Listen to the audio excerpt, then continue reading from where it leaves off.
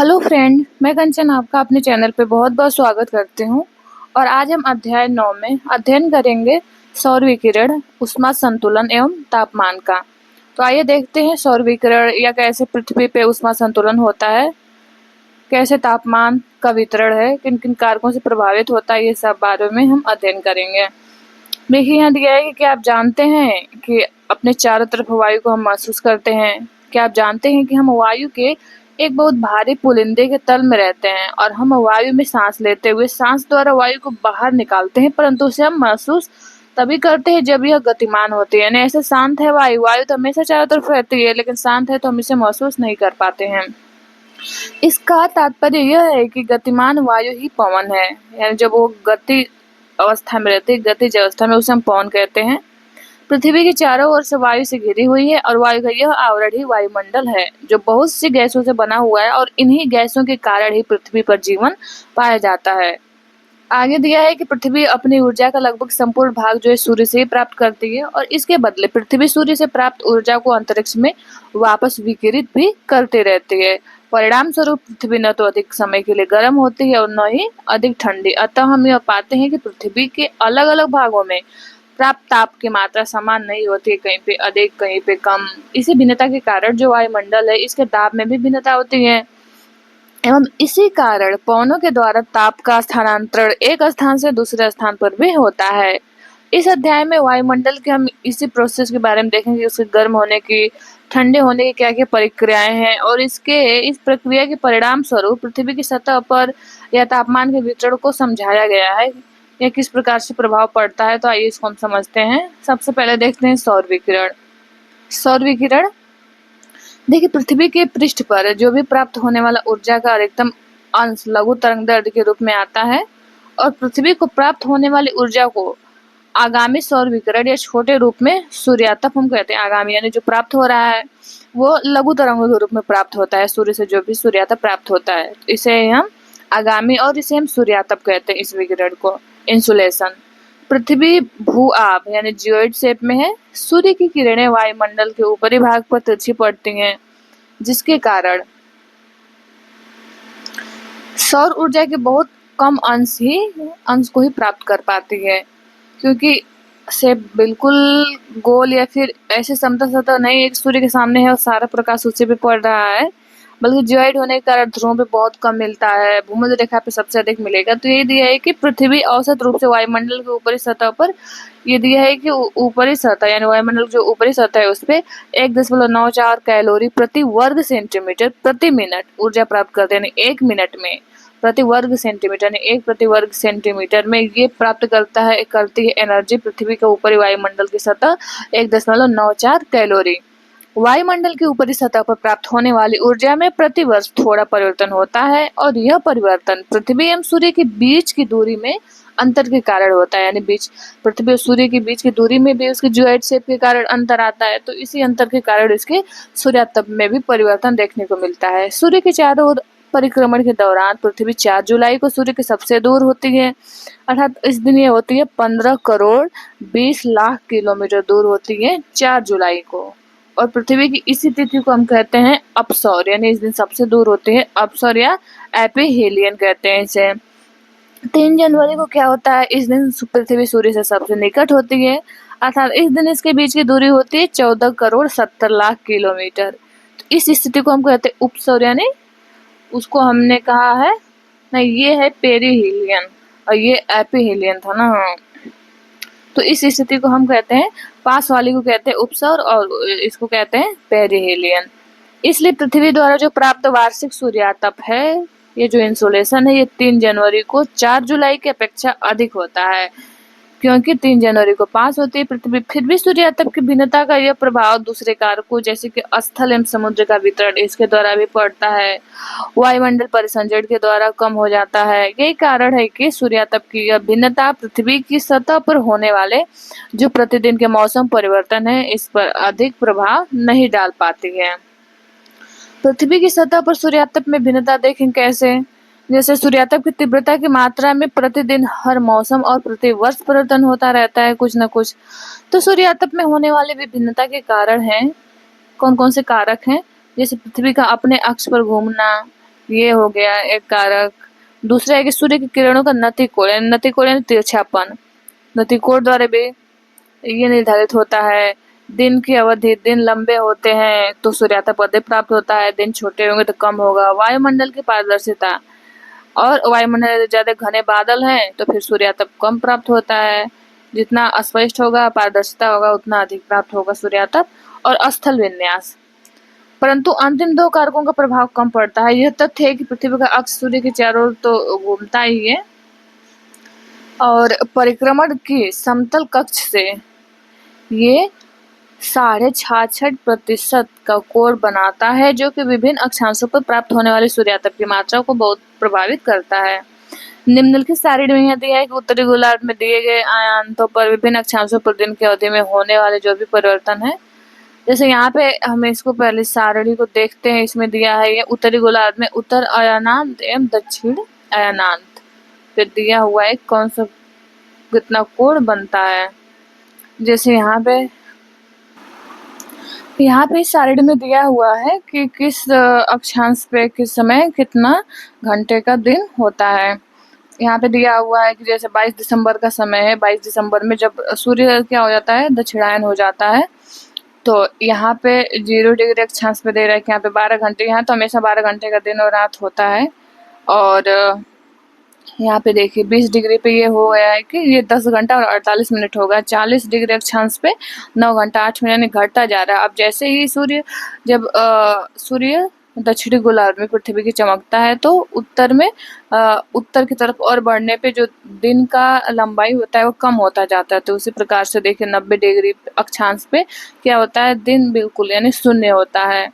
यहाँ पे क्या होता है, अंधेरा ही रहता है। और उसी प्रकार जैसे अब 21 जून आ गया, सूर्य 21 जून को हो गया, कर्क रेखा पे चमक रहा है, तो यहाँ तो 12 घंटा होगा ही 0 डिग्री पे।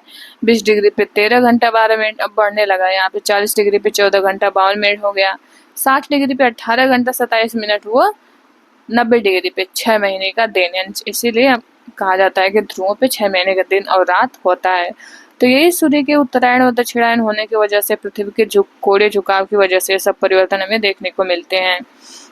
देखिए जो सूर्यातप की मात्रा है इसको प्रभावित करने वाला दूसरा कारक यहाँ पे दिया है कि किरणों का नतिकोण, जो किरणें होती है सूर्य का, उसका नतिकोण झुकाव, यह किसी स्थान के अक्षांश पर निर्भर करता है। और अक्षांश जितना उच्च होगा किरणों का नतिकोण उतना ही कम होगा, यानी जितना नतिकोण क्या होगा, कम होगा, वहाँ पे सूर्यातप यानी नतिकोण उतना ही कम होगा। अतः सूर्य की किरणें तिरछी पड़ेंगी, और तिरछी किरणों की अपेक्षा सीधी किरणें कम स्थान पर पड़ती हैं। तो जहाँ पे ज्यादा तिरछी किरणें पड़ेगी वहाँ पे सूर्यातप बहुत कम प्राप्त होगा, जहाँ पे सीधा पड़ेंगी वहाँ पे अधिक। जैसे यहाँ पे अब ये सूर्य की किरणें, सौर किरणें यहाँ पे जा रही हैं, ये हो गया विषुवत विपरीत, और पृथ्वी 23.5 डिग्री पे झुकी हुई है। तो यहाँ पे क्या हो रहा है, यहाँ से इनकी दूरी कितनी कम है, कोण की दूरी कितनी कम है, और सूर्य की किरणों को भी यहाँ प्रत्यक्ष रूप से पड़ते हैं, इस वजह से यहाँ पे सूर्यातप अधिक प्राप्त होता है। अब मेरी विषुवत रेखा पे देखें तो यहाँ पे क्या हो जाता है, दूरी बढ़ जाती है। इस वजह से क्या होगा, यहाँ पे सूर्यातप कम प्राप्त होता है। किरणों के अधिक क्षेत्र पे पड़ने के कारण भी ऊर्जा वितरण बड़े क्षेत्र पर होता है, तथा प्रति इकाई क्षेत्र को कम ऊर्जा मिलती है। यानी बहुत बड़े क्षेत्रफल पे फैल जाएंगे तो ऊर्जा कम मिलेगा, और वहीं कम पे फैलती हैं किरणें जाकर के, कम क्षेत्रफल को घेरती हैं, तो वहाँ पे अत्यधिक तापमान प्रदान करती हैं। तो इसके अतिरिक्त यहाँ पे दिया है कि तिरछी किरणों को वायुमंडल की अधिक गहराई से गुजरना पड़ता है, तो अधिक अवशोषण प्रकीर्णन विसरण के द्वारा ऊर्जा का अधिक ह्रास भी हो जाता है। यहाँ दिया है कि सौर विकिरण का वायुमंडल से होकर गुजरना। अब सौर विकिरण तो डायरेक्ट प्रत्यक्ष रूप से पृथ्वी की सतह पे नहीं पड़ेगी, वायुमंडल को गर्म करते हुए जाती है। तो ये भी एक कारक है कि जैसे लघु तरंगे हैं, तरंगे वाले सौर विकिरण के लिए वायुमंडल अधिकांशतः पारदर्शी होता है, और पृथ्वी की सतह पे पहुंचने से पहले सूर्य की किरणें वायुमंडल से होकर गुजरती हैं। तो वायुमंडल से होकर ये किरणें गुजरती हैं, तो कहीं न कहीं क्षोभ मंडल में जो मौजूद जलवाष्प होते हैं, ओजोन तथा अन्य किरणें भी होती हैं, अवरक्त विकिरण को अवशोषित कर लेते हैं, जिसमें अन्य किरणें हैं, कुछ गैसें हैं और जलवाष्प भी होता है। तो ये सब क्या कर लेते हैं, कुछ मात्रा में भी सूर्यातप को अवशोषित कर लेते हैं। बादल होते हैं, ये भी अवशोषित कर लेते हैं। क्षोभ मंडल में छोटे निलंबित कर दिखने वाले स्पेक्ट्रम को अंतरिक्ष तथा पृथ्वी की सतह की ओर विकिरित कर देते हैं। यानी कुछ तो कुछ इसमें से जो कण होते हैं, स्पेक्ट्रम होते हैं जो छोटे-छोटे कण, ये कुछ सूर्यातप को अंतरिक्ष में कर देते हैं, विकृत कर देते हैं और कुछ को पृथ्वी की सतह पे भेजते हैं ये कण। तो ये रंगों के लिए उत्तरदायी है और इसी से उदय एवं अस्त होने के समय सूर्य लाल दिखाई देता है। यानी प्रकीर्णन के कारण जो भी वायुमंडल में जो भी कण मौजूद होते हैं उससे प्रकीर्णन होता है, उसी के द्वारा ही प्रकीर्णन के कारण ही सूर्यास्त के समय और सूर्योदय के समय हमारा आकाश जहाँ पे उदय हो रहा है बहुत ही लालिमा की तरह दिखाई देता है। आकाश का रंग नीला है, नीला दिखाई पड़ना यह भी प्रकीर्णन के कारण ही होता है। तो ऐसे वायुमंडल में प्रकाश के प्रकीर्णन द्वारा ही ये संभव होता है। आगे है कि सूर्यातप का पृथ्वी की सतह पर स्थानिक वितरण। स्थानिक वितरण देखें तो धरातल पे प्राप्त जो सूर्यातप है इसकी मात्रा में उष्णकटिबंध में 320 वाट प्रति वर्ग किलोमीटर से लेकर ध्रुवों पर यह 70 वाट प्रति वर्ग किलोमीटर तक भिन्नता पाई जाती है। सबसे अधिक सूर्यातप उपोष्णकटिबंधीय मरुस्थल पर प्राप्त होता है क्योंकि यहाँ मेघाच्छादन बहुत कम पाया जाता है। उष्णकटिबंध की अपेक्षा विषुवत वृत्त पर कम मात्रा में सूर्यातप प्राप्त होता है और सामान्यतः एक ही अक्षांश पर स्थित महाद्वीपीय भाग पर अधिक और महासागरीय भाग में अपेक्षित कम मात्रा में सूर्यातप प्राप्त होता है। तो ये स्थानीय वितरण हो गया जलीय व स्थलीय भाग के कारण। शीत ऋतु में मध्य एवं उक्त अक्षांशों पर ग्रीष्म ऋतु की अपेक्षा कम मात्रा में विकिरण प्राप्त हो पाता है क्योंकि ग्रीष्म ऋतु में वायुमंडल का तापन एवं शीतलन, वायुमंडल का कैसे वो गर्म होता है कैसे ठंडा होता है। देखिए वायुमंडल के गर्म और ठंडा होने के अनेक तरीके हैं। प्रवेशी सौर विकिरण जो होता है उससे गर्म होता है, इसके बाद फिर पृथ्वी की सतह के निकट स्थित वायुमंडलीय परतों में दीर्घ तरंगों के रूप में ताप का संचरण करती है। यानी पहले तो सूर्य से आने वाली किरणों से गर्म हो गया, फिर जब पृथ्वी गर्म हो गया दीर्घ तरंगों के रूप में ऊर्जा विकृत करती है, फिर उससे वायुमंडल हमारा गर्म होता है। तो पृथ्वी के संपर्क में आने वाले जो भी धीरे धीरे वायु धीरे धीरे गर्म होती है और निचली परतों के संपर्क में आने वाले वायुमंडल की ऊपरी परतें भी फिर उसके द्वारा धीरे धीरे गर्म होती हैं। इस प्रक्रिया को हम कहते हैं चालन, कंडक्शन। चालन तभी होता है जब असमान ताप वाले दो पिंड एक दूसरे के संपर्क में आते हैं, दोनों का तापमान असमान है और गर्म पिंड से ठंडे पिंड की ओर ऊर्जा का प्रवाह होने लगता है, तो इसे हम कहते हैं चालन। देखिए इसमें क्या होता है, ऊर्जा का स्थानांतरण तब तक होता रहता है जब तक दोनों पिंडों का तापमान एक समान नहीं हो जाता। जब दोनों का पिंडों का तापमान एक समान हो जाएगा फिर क्या होगा, फिर विकिरण वहाँ पे संचलन रुक जाता है। यानी वायुमंडल की परत भी उतनी गर्म हो गई जितनी पृथ्वी का धरातल गर्म है और वहाँ से निकल रहा है दीर्घ तरंग रूप में ऊर्जा। जब दोनों का तापमान बराबर हो जाता है फिर ये संचलन कंडक्शन रुक जाता है वहाँ पे। वायुमंडल की निचली परतों को गर्म करने में चालन तो महत्वपूर्ण है और पृथ्वी के संपर्क में आई वायु गर्म होकर धाराओं के रूप में लंबवत ऊपर उठती है और वायुमंडल में ताप का संचरण ये करती है। वायुमंडल के लंबवत तापमान की यह प्रक्रिया संवहन यानी कन्वेक्शन कहलाती है। इस तरह से जब ये एक लंबवत संचरण करने लगती है तो ये प्रक्रिया कन्वेक्शन कहलाती है। ऊर्जा के स्थानांतरण का यह प्रकार केवल क्षोभमंडल तक सीमित रहता है। वायु के क्षैतिज संचलन से होने वाला जो ताप का स्थानांतरण है अभिवहन यानी एडवेक्शन कहलाता है। यानी जब क्षैतिज संचलन तापमान के द्वारा ही जो वायु में क्षैतिज संचलन होने लगता है ये अभिवहन या एडवेक्शन कहलाता है। लंबवत संचलन की अपेक्षा वायु का क्षैतिज संचलन सापेक्षिक रूप से अधिक महत्वपूर्ण होता है। मध्य अक्षांशों में दैनिक मौसम में आने वाली भिन्नताएं केवल अभिवहन के कारण होती हैं। उष्णकटिबंधीय प्रदेशों में विशेषतः उत्तरी भाग में गर्मियों में चलने वाले स्थानीय पवन लू इसी अभिवहन का परिणाम है। पृथ्वी द्वारा प्राप्त प्रवेशी सौर विकिरण जो लघु तरंगों के रूप में होता है पृथ्वी की सतह को गर्म करता है। पृथ्वी स्वयं गर्म होने के बाद एक विकिरण पिंड बन जाती है और वायुमंडल में दीर्घ तरंगों के रूप में ऊर्जा का विकिरण करने लगती है। यह ऊर्जा वायुमंडल को नीचे से गर्म करती है और इसी प्रक्रिया को हम पार्थिव विकिरण कहते हैं। यानी पार्थिव विकिरण द्वारा ही ये तरंगे गर्म करती हैं। यहाँ पे जैसे इस चित्र में दिखाया गया है कुल सौर विकिरण यहाँ दिया है, कुल सौर विकिरण 100% आता है, इसमें से कुछ तो 6% तो ये ऊपर ही वायुमंडल में प्रकृत हो जाता है। बादल अवशोषित कर लेते हैं, बादलों द्वारा किया जाता है 27% और ये डायरेक्ट जो पृथ्वी पर जो हिमकण होते हैं या जो हिमाच्छादित क्षेत्र होता है वहाँ से क्या होता है कि 2% वहाँ से विकृत हो जाता है। पुनः यहाँ पे दिया है कि वायुमंडल 14% अवशोषित करती है और उसके बाद प्रत्यक्ष रूप से यहाँ से जो आता है 34%। वायुमंडल 14% अवशोषित कर लिया, 34% पृथ्वी द्वारा अवशोषित होता है। फिर इसमें से ऐसे प्रत्यक्ष इसमें से फिर ये यहाँ पे दिखा रहा है कि इसमें से फिर बादलों द्वारा भी 27%, 2% धरातल द्वारा ऐसे विकृत होकर के ये इस तरह से संतुलन बनता है। मतलब जितना पृथ्वी फिर अवशोषित करती है, इसको भी फिर बाद में पुनः इसको क्या करती है, ये जो 34% इसको भी पुनः परावर्तित कर देगी। ये जो क्या है, ये वायुमंडल जो 14% अवशोषित किया हुआ है, इसको भी यानी 34 और 14 हो गया 48। इसको 48% को भी फिर पुनः पृथ्वी क्या करती है, वायुमंडल में परावर्तित कर देती है। आगे यहाँ दिया हुआ है कि दीर्घ तरंग जो विकिरण है, ये वायुमंडलीय गैस है, मुख्यतः कार्बन डाइऑक्साइड एवं अन्य ग्रीन हाउस गैसों द्वारा अवशोषित कर लिया जाता है। इस प्रकार वायुमंडल पार्थिव विकिरण द्वारा अप्रत्यक्ष रूप से गर्म होता है, न कि सीधे सूर्यातप से। तो तदुपरांत हम देखें तो वायुमंडल विकिरण द्वारा ताप के अंतरिक्ष में संचरित कर देता है और इस प्रकार पृथ्वी की सतह एवं वायुमंडल का तापमान स्थिर रहता है, दोनों में संतुलन बना रहता है। न पृथ्वी बहुत ज्यादा गर्म होती है, बहुत न ज्यादा ठंडा होती है। यहाँ दिया है पृथ्वी का उष्मा बजट। देखिए चित्र हमने जैसे 9.2 में देखा है, पृथ्वी के उष्मा बजट को दर्शाया गया है। और पृथ्वी उष्मा का न तो संचय करती है, न ही ह्रास करती है। यह अपने तापमान को स्थिर रखती है और ऐसा तभी संभव है जब सूर्य विकिरण द्वारा सूर्यातप के रूप में प्राप्त उष्मा एवं पार्थिव विकिरण द्वारा अंतरिक्ष में संचित तापमान क्या हो, बराबर है। जितना यानी जितना वो प्राप्त कर रहे उतना उसको वापस कर दे, तो ये संतुलन बना रहेगा। मान लें वायुमंडल के ऊपरी सतह पर प्राप्त सूर्यातप 100% प्राप्त होता है, तो वायुमंडल से गुजरते हुए ऊर्जा का कुछ अंश परावर्तित, प्रकीर्णित एवं अवशोषित हो जाता है। केवल शेष भाग ही पृथ्वी की सतह तक पहुंचता है और 100 इकाई में से 35 इकाइयां पृथ्वी के धरातल पर पहुंचने से पहले ही अंतरिक्ष में परावर्तित हो जाती हैं। 27 इकाइयां बादलों के ऊपरी छोर से तथा 2 इकाइयां पृथ्वी के हिमाच्छादित क्षेत्रों द्वारा परावर्तित होकर के वापस चले जाते हैं। यहाँ पे देखिए, यहाँ पे फिर यहाँ पे दिया हुआ है, जैसे यहाँ दिया है कि दीर्घ तरंगों द्वारा पृथ्वी का विकिरण। ये देखिए, ये 48% जो वो वापस करती है वायुमंडल द्वारा अंतरिक्ष में की ओर, ये 48% पुनः वापस कर दिया जाता है।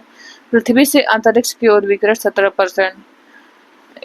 23 ये संघनन के रूप में 19% दे रहा है, प्रक्षोभ एवं संवहन के रूप में 9% और पृथ्वी से विकिरण के रूप में 17 और 6% तो रुका, 17% प्रत्यक्ष रूप से विकृत कर देती है। देखिए आगे दिया है कि देखिए इसमें एल्बिडो का परिभाषा दिया हुआ है कि वही जो एल्बिडो यानी पृथ्वी के धरातल से जो भी वो संतुलन कर रही है परावर्तित करके, यानी सौर विकिरण की इसी परिवर्तन मात्रा को हम पृथ्वी का एल्बिडो कहते हैं। जितना तापमान आता है हिमाच्छादित भागों द्वारा या पृथ्वी की सतह द्वारा, जितने ही तापमान का वो परावर्तित कर देते हैं, उसी पृथ्वी का एल्बिडो कहते हैं। यानी जितना वो तापमान सूर्य से ली और उसका जितना वो वापस लौटा रही है, वो इसका एल्बिडो कहलाता है। तो एल्बिडो में भी देखिए सबसे अधिक जो हिमाच्छादित क्षेत्र होते हैं उनका एल्बिडो बहुत अधिक होता है, यानी वो बहुत ज़्यादा तापमान को अवशोषित नहीं करते हैं, बहुत अधिक मात्रा में सबसे अधिक हिमाच्छादित जो भाग है वहाँ से सूर्यातप का परावर्तन हो जाता है। प्रथम 35 इकाइयों को छोड़ करके बाकी 65 इकाइयाँ अवशोषित होती है, यानी 35 तो प्रत्यक्ष रूप से जैसे ही आता है उसको वो वापस हो जाता है, यानी विकृत हो जाता है। 65 इकाइयाँ अंदर अवशोषित होती हैं, इसमें से 14 वायुमंडल अवशोषित करता है और 51 पृथ्वी के धरातल पे फिर ये नीचे आता है। फिर पृथ्वी द्वारा अवशोषित ये 51 इकाइयाँ ये भी फिर बाद में क्या होती हैं, पार्थिव विकिरण के रूप में वापस लौटा दी जाती हैं। तो इनमें से देखिए दिया है कि 17 जब 51 आता है तो 51 में से 17 इकाइयाँ सीधे अंतरिक्ष में भेज दिया जाता है।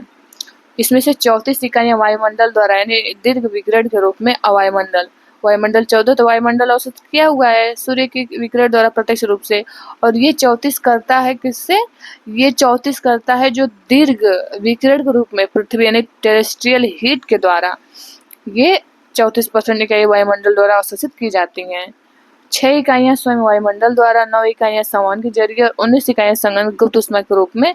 ये सब वायुमंडल में 48 इकाइयों का अवशोषण होता है, यानी जैसे जैसे ये 6, 9, 19 ये इकाइयाँ 48 इकाइयों के रूप में अवशोषित होता है वायुमंडल द्वारा। इनमें से 14 इकाइयाँ सूर्यातप की और 34 इकाइयाँ पार्थिव विकिरण की होती है, यानी 14 तो उसमें सूर्यातप द्वारा पहले ही अवशोषित कर लिया था और 34 ये जाता है पार्थिव विकिरण के रूप में, तो ये हो जाता है 48।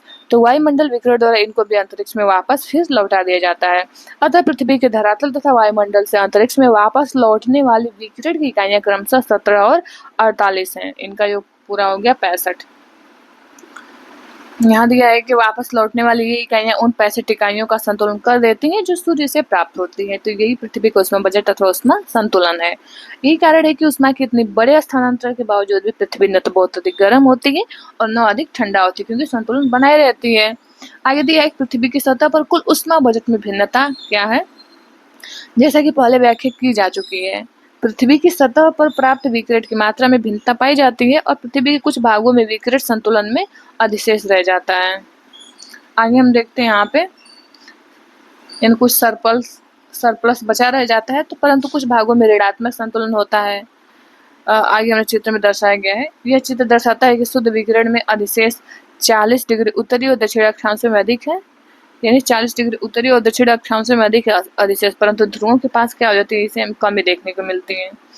उष्णकटिबंधीय क्षेत्रों से ताप ऊर्जा ध्रुवों के पुनर्वितरण होता है और फलस्वरूप उष्णकटिबंध ताप संचय के कारण बहुत अधिक गर्म नहीं होती और न ही उच्च अक्षांश अत्यधिक कमी के कारण पूरी तरह से जमे हुए हैं। तापमान देखें तो वायुमंडल एवं भूपृष्ठ के साथ सूर्यातप की अन्योन्य क्रिया द्वारा जनित जो ऊष्मा होती है, ऊष्मा तापमान के रूप में मापा जाता है। यानी सूर्यातप द्वारा ही जो उत्पन्न हीट होता है, जो तापमान होता है, इसे हम तापमान के रूप में मापते हैं। और जहाँ ऊष्मा किसी पदार्थ कणों के अणुओं की गति को दर्शाती है, वहीं तापमान किसी पदार्थ या स्थान के गर्म या ठंडा होने का डिग्री में मापता है। यानी ऊष्मा तो ऊष्मा के द्वारा क्या होता है, कोई पदार्थ के अणुओं में गति होता है और तापमान उसको डिग्री में मापता है। आगे दिया है कि तापमान के वितरण को नियंत्रित करने वाले कारक हमने सूर्यातप का देखा, अब देखते हैं तापमान का। तापमान को कौन कौन कारक नियंत्रित करते हैं, प्रभावित करते हैं। जैसे पहला दिया है कि उस स्थान की अक्षांश रेखा, पहला कारक हो गया उस स्थान की अक्षांश रेखा। दूसरा है समुद्र तल से उस स्थान की उत्तुंगता यानी ऊंचाई नीचाई कितना है, समुद्र से उसकी दूरी कितनी है, वायु संहति का परिसंचरण कैसा है, कोष्ण तथा ठंडी महासागरीय धाराएं भी तापमान को प्रभावित करती हैं, तापमान के वितरण को। और अस्थानीय कारक, कुछ स्थानीय कारक वहाँ के होते हैं। तो आइए एक एक करके हम देखते हैं। जैसे अक्षांश हो गया यानी लैटिट्यूड कैसे प्रभावित करता है। देखिए, किसी भी स्थान का तापमान उस स्थान द्वारा प्राप्त सूर्यातप पर निर्भर करता है। यह पहले ही बताया जा चुका है कि सूर्यातप की मात्रा में अक्षांश के अनुसार भिन्नता पाई जाती है और अतः तदनुसार तापमान में भी भिन्नता पाई जाती है। दूसरा हो गया एल्टीट्यूड। जो एल्टीट्यूड है, ये वायुमंडल पार्थिव विकिरण द्वारा नीचे की परतों में पहले गर्म होता है।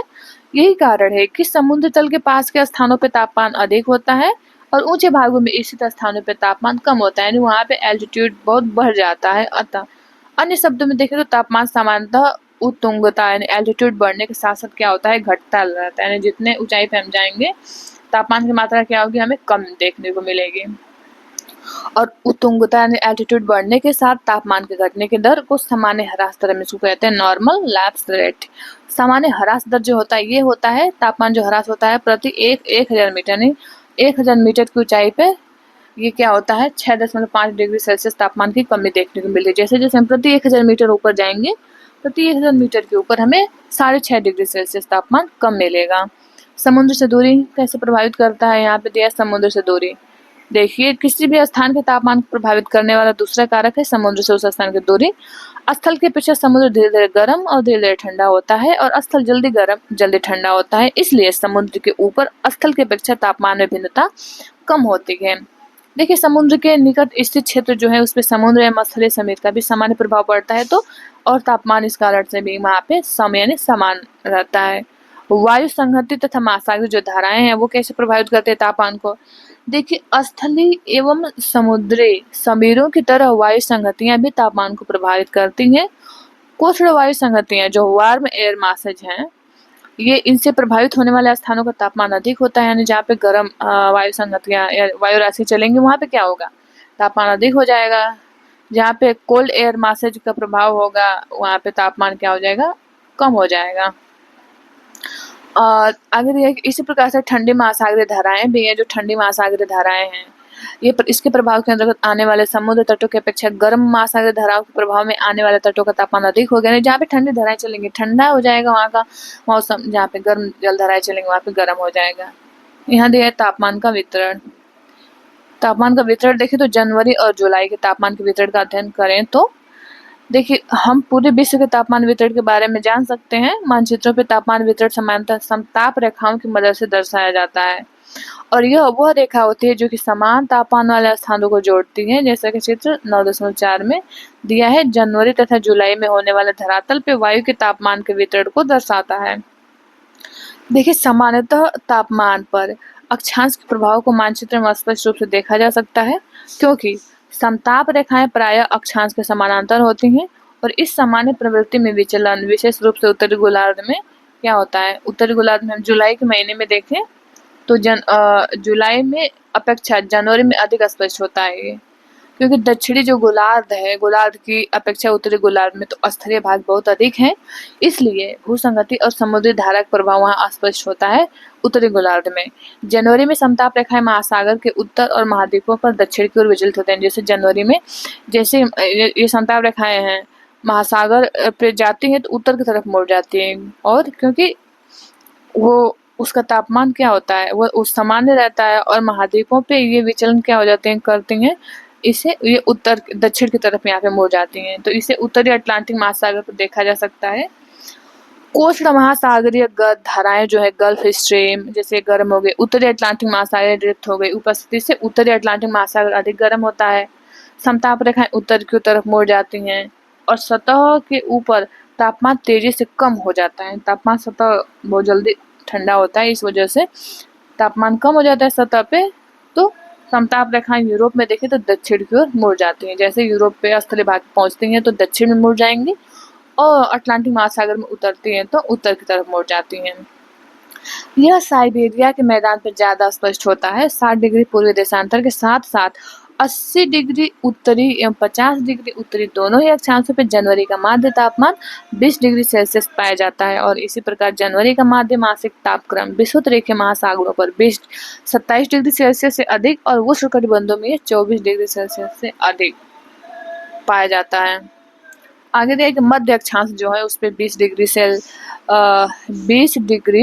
सेल्सियस से 0 डिग्री सेल्सियस तथा यूरेशिया के आंतरिक भाग में -18 डिग्री सेल्सियस से -48 डिग्री सेल्सियस तक दर्ज होता है तापमान। दक्षिणी गोलार्ध में देखें तो तापमान पर महासागरों का स्पष्ट प्रभाव देखा जाता है, क्योंकि महासागरीय भाग दक्षिणी गोलार्ध में अधिक है, जल भाग बहुत अधिक है, तो यहाँ समताप रेखाएं लगभग अक्षांशों के समानांतर चलती हैं और उत्तरी गोलार्ध की अपेक्षा यहाँ पे भिन्नता क्या होगा, कम होगा। 20 डिग्री से 10 डिग्री सेल्सियस से 0 डिग्री सेल्सियस की समताप रेखाएं क्रमशः 45 डिग्री दक्षिण, 45 डिग्री दक्षिण व 60 डिग्री दक्षिण के समानांतर पाई जाती है, जो ये दक्षिणी अक्षांश है। जुलाई में समताप रेखाएं प्रायः अक्षांशों के समानांतर चलती हैं।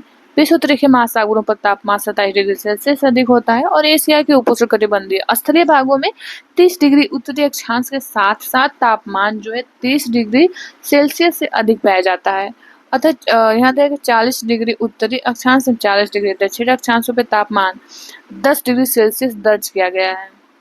यहाँ दिया है कि चित्र जो है 9.5 में जनवरी एवं जुलाई के बीच तापमान को प्रदर्शित करता है और सर्वाधिक तापांतर यूरेशिया महाद्वीप के उत्तरी पूर्वी क्षेत्रों में पाया जाता है, जो लगभग 60 डिग्री सेल्सियस तक है।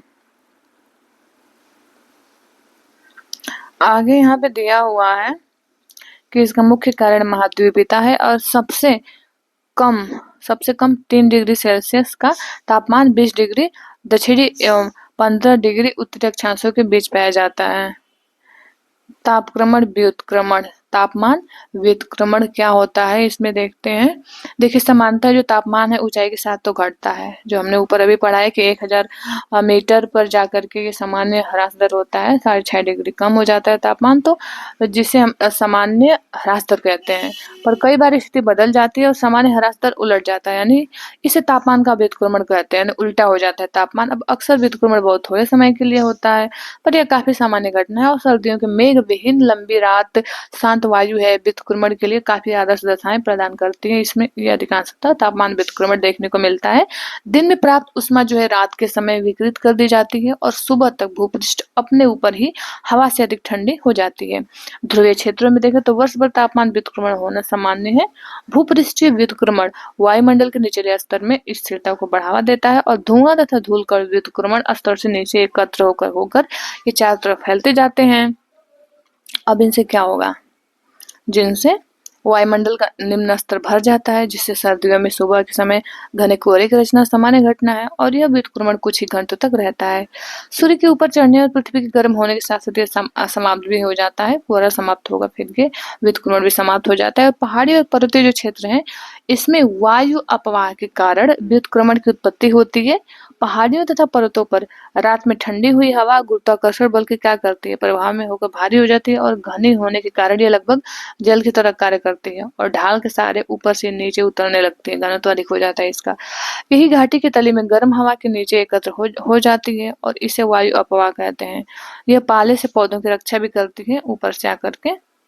यहाँ दिए प्लैंक का नियम बताता है कि एक वस्तु जितनी गर्म होगी वो उतनी ही अधिक ऊर्जा विकिरित करेगी और उसकी तरंग दैर्ध्य उतनी ही लघु हो जाएगी। बहुत ज्यादा गर्म होगी तो उसकी तरंग दैर्ध्य बहुत क्या हो जाएगी, छोटी हो जाएगी। 1 ग्राम पदार्थ का तापमान 1 अंश सेल्सियस बढ़ाने के लिए जितनी ऊर्जा की आवश्यकता है वह उसकी क्या कहलाती है, विशिष्ट ऊष्मा। यानी जितने उसके गर्म होने के लिए जितनी ऊर्जा ऊष्मा की आवश्यकता होती है वो कहलाती है उसकी विशिष्ट ऊष्मा। तो फिर हम मिलते हैं नेक्स्ट वीडियो में। आपसे हमारी रिक्वेस्ट है कि इस चैनल को सब्सक्राइब कर लें और अपने दोस्तों को भी शेयर करें। ये वीडियो देखने के लिए आप लोगों का बहुत बहुत धन्यवाद।